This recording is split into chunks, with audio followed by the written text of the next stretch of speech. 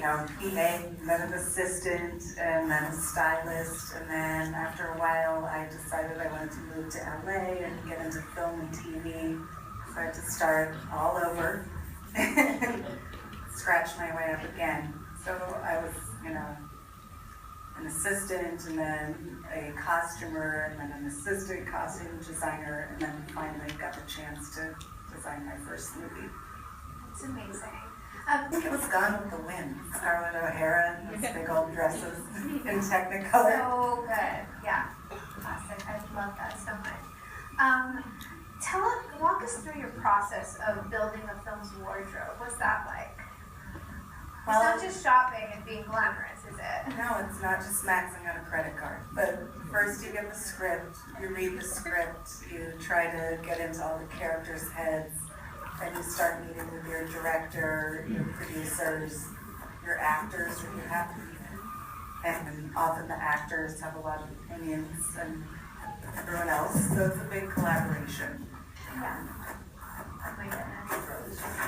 And then I was on set with the guys, and then another season I was the assistant costume designer, and then finally my boss and mentor, Amy Westcott, took maternity leave, and she needed someone to step up, and that's how.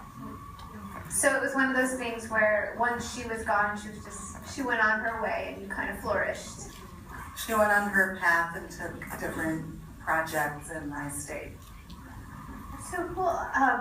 So it's the same with when you went to the movie. It was the same kind of process, or did they call you back? Oh, they just got a phone call one day. It's the offensive mic. Tell us.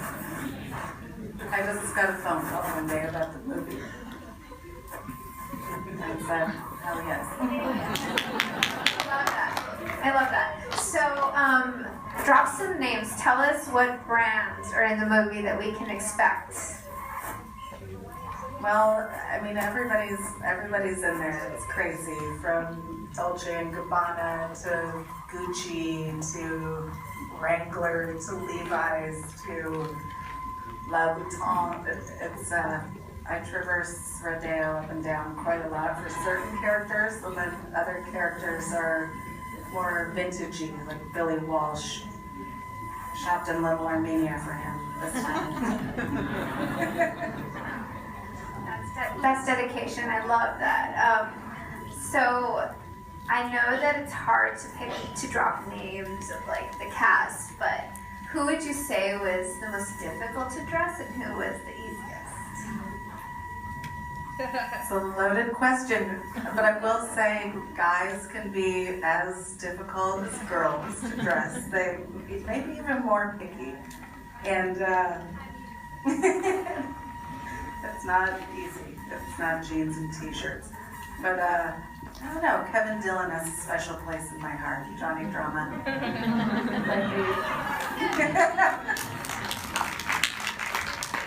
That's so.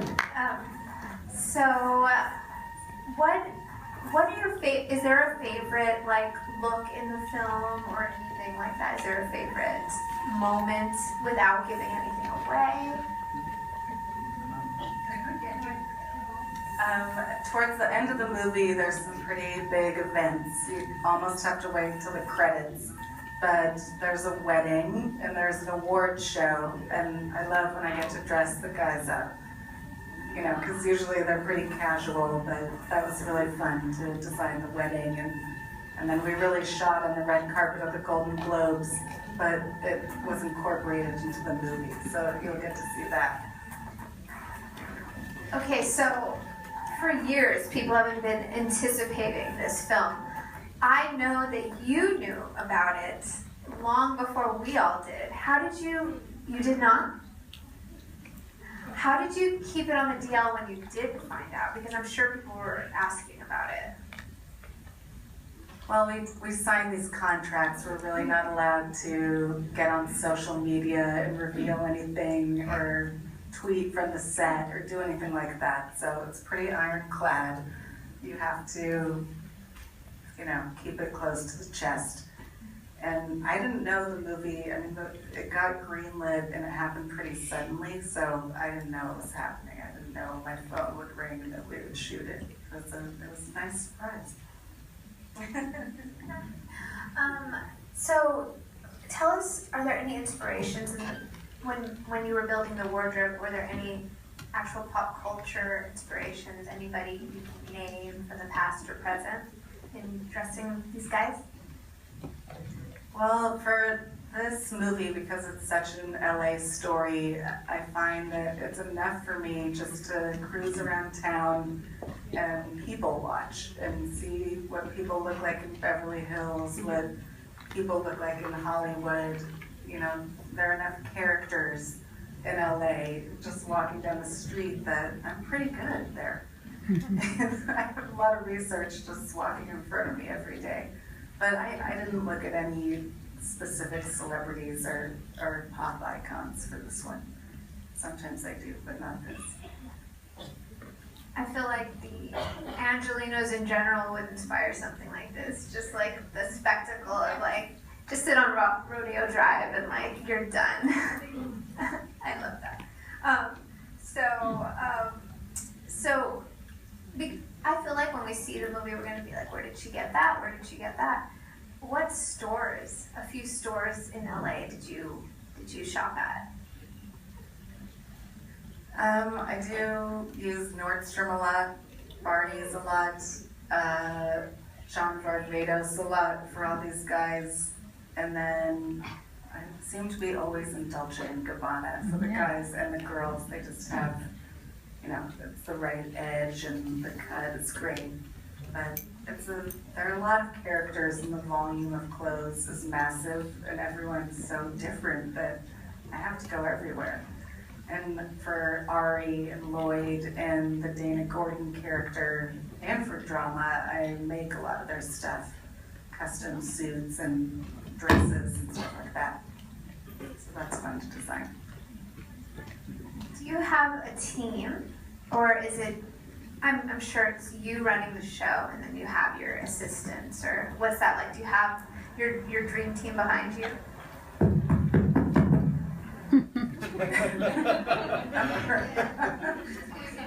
Is it dead? No. Okay. For this movie, I had a pretty big crew. It shot really fast. We had a unit in Miami, then we came back here and went in like 2 weeks. We did a massive B unit additional photography thing in the middle of the movie. So I probably had a crew of about 12, and it was a dream team, and it had to be because it's so much. But there are people that work really hard and share my work ethic and like to laugh to get through the day, and it's what you need. So, were there any challenges? Was there any kind of fun story you can tell us about, kind of like a mishap, a wardrobe mishap or anything, or was it all perfect? Well, Natalie, I like to pretend there are no mishaps. And, you know, what happens in the fitting room stays in the fitting room. It can be a pretty emotional place.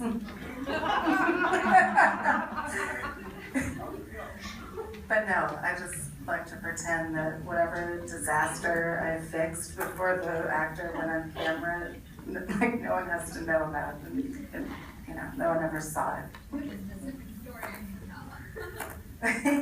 I can't tell. We'll never tell. She's loyal. I like that. So what's the difference between dressing a TV show versus dressing a movie? I think in TV, you know, you are often waiting for scripts, and it can come down to the wire. So I feel like if you can do TV, you can do anything because it moves really, really fast, and the pressure is high, and there are a lot of people from the network to contend with. And movies often move at a slightly different pace. You have a little more prep time usually, and more research time. I want to give a shout out to Topstick. toupee tape. But depending on what kind of show you're on, it could be a piece of sandpaper or a dirt stick or a needle thread or Old English furniture polish, just depending on what you need to do that day. But Tom's take never lets us down. So I'm very fascinated with the whole costume design as a career, and I know that there's a lot of people out there that would want to aspire to something like that. It doesn't just happen. It doesn't just fall into your lap. So I'm wondering what type of advice you have for someone that's looking to be in your industry. I would say to find someone that you admire, find someone that you aspire to have a career like. We all need mentors, depending on no matter where you are in life. And reach out to them, ask if they need help, ask their assistants if they need help. And it's surprising how many people will write you back or are more responsive than you think. But you have to try. It will not fall in your lap, and you have to work for it. It's been a long road with a lot of stops, but I am from Vermont and grew up on the East Coast and kind of made my way west in high school. Ended up in Portland, Oregon, working in the commercial business up there, and then made the move down here. So I like to travel. I think it helps keep us open-minded and inspired.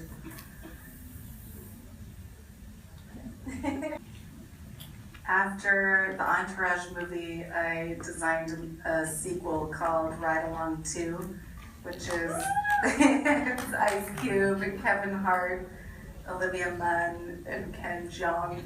And they were such a funny ensemble cast. So that was a lot of action. We went to Miami, we went to Atlanta, tons of cool cars. It's gonna be good. So I did that, and then I recently wrapped on a thriller called When the Bow Breaks, which is with Morris Chestnut and Regina Hall, and it's kind of like a modern day telling of The Hand That Rocks the Cradle. Yeah, so it's a psychological thriller. And shot that in New Orleans, which was fun. And after that, busted out some commercials, and now I'm kind of deciding what my next thing will be. A couple of things rattling around, but we'll see what happens. I am on Twitter at Manila Tags, or Olivia Miles, a tool of our trade. I'm on Instagram at LittleDusty1, and my website is oliviamilescostumes.com, and you can also contact me.